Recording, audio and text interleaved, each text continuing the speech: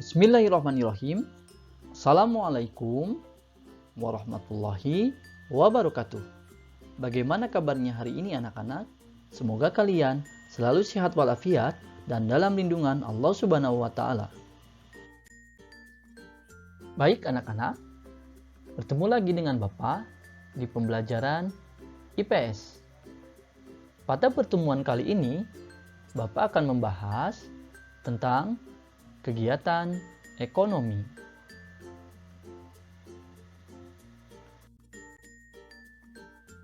Oke, baik anak-anak, kita akan langsung membahasnya secara detail. Perhatikan lingkungan sekitar kalian. Apakah kalian pernah melihat pabrik atau rumah yang orang-orang yang menghasilkan produk?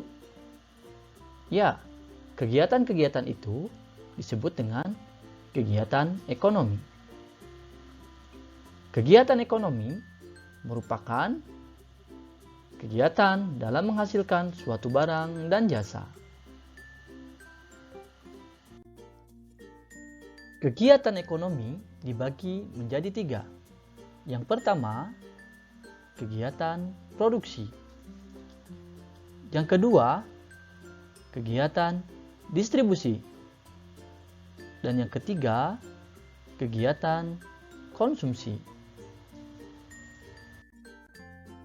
Baik anak-anak, ada yang tahu apa itu kegiatan produksi? Ya, kegiatan produksi adalah kegiatan untuk menghasilkan suatu barang dan jasa. Dalam kegiatan produksi, biasanya seseorang akan mengolah barang mentah menjadi barang setengah jadi ataupun barang jadi. Selanjutnya, dari kegiatan produksi dapat juga menambah nilai guna suatu barang atau jasa. Nilai guna suatu barang akan bertambah nilainya apabila barang tersebut diolah menjadi barang lain. Misalkan, kayu akan diolah menjadi barang lainnya seperti lemari, kursi, dan yang lainnya.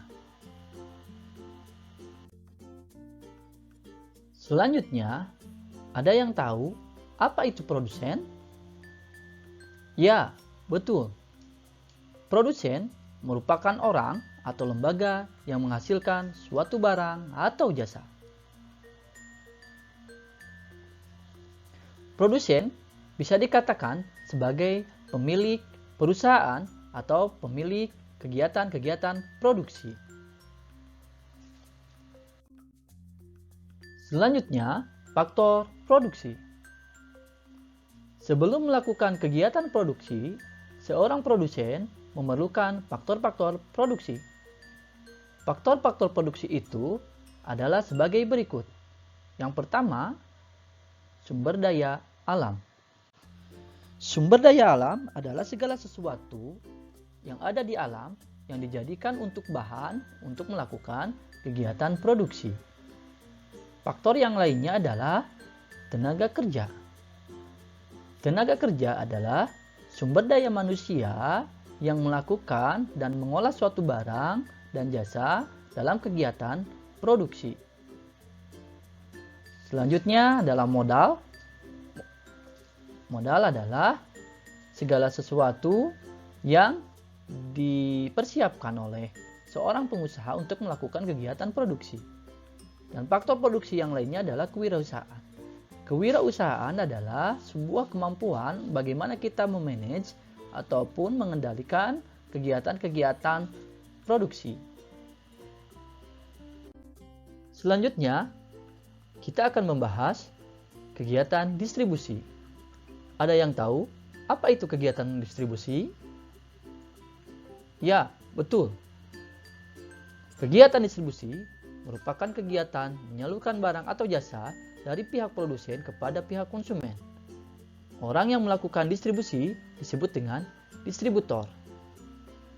Dalam kegiatan distribusi, biasanya seorang produsen akan mengirimkan barang kepada konsumen.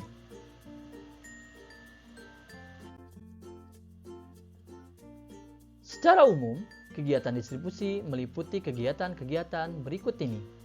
Yang pertama, pembelian. Yang kedua, pengelompokan. Yang ketiga, pembungkusan. Yang keempat, penggudangan. Dan yang kelima, pengangkutan.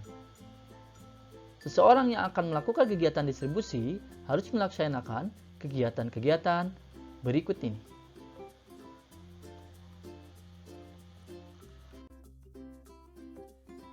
Kegiatan ekonomi yang terakhir adalah kegiatan konsumsi. Manusia setiap hari melakukan kegiatan konsumsi dengan tujuan untuk memenuhi kebutuhan.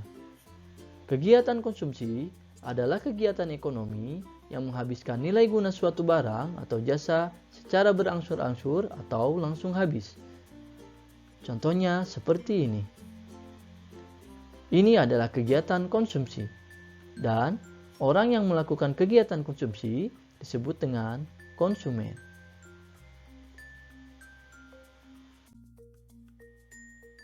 Dalam ilmu ekonomi, pelaku konsumsi dibedakan menjadi beberapa bagian. Yang pertama, konsumsi rumah tangga keluarga. Rumah tangga adalah satuan unit terkecil dalam masyarakat. Kegiatan utama dari rumah tangga adalah konsumsi. Oleh karena itu, rumah tangga disebut juga sebagai rumah tangga konsumsi. Selanjutnya, konsumsi rumah tangga perusahaan. Rumah tangga perusahaan adalah badan usaha yang menjalankan suatu kegiatan yang bertujuan untuk memperoleh keuntungan. Kegiatan utamanya adalah memproduksi suatu barang. Selanjutnya, konsumsi rumah tangga negara. Konsumsi rumah tangga negara atau pemerintahan ini bertujuan untuk mengatur segala sesuatu yang berkaitan dengan konsumsi yang dilakukan oleh masyarakat. Pemerintah juga melakukan kegiatan konsumsi berkaitan dengan tugas administratif dan tanggung jawab dalam memenuhi kebutuhan masyarakat.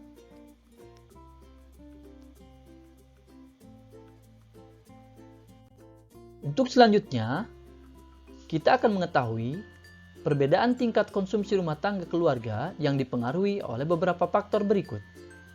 Yang pertama, jumlah anggota keluarga.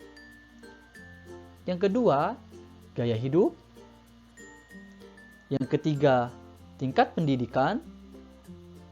Dan yang keempat, lingkungan tempat tinggal.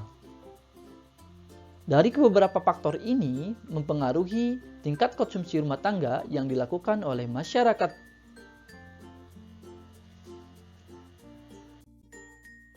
Baik anak-anak, demikian pembelajaran hari ini. Semoga apa yang telah kita pelajari dapat bermanfaat bagi kita semua. Silakan kalau ada yang ditanyakan, boleh ditulis di kolom komentar. Terima kasih atas perhatiannya. Assalamualaikum warahmatullahi wabarakatuh.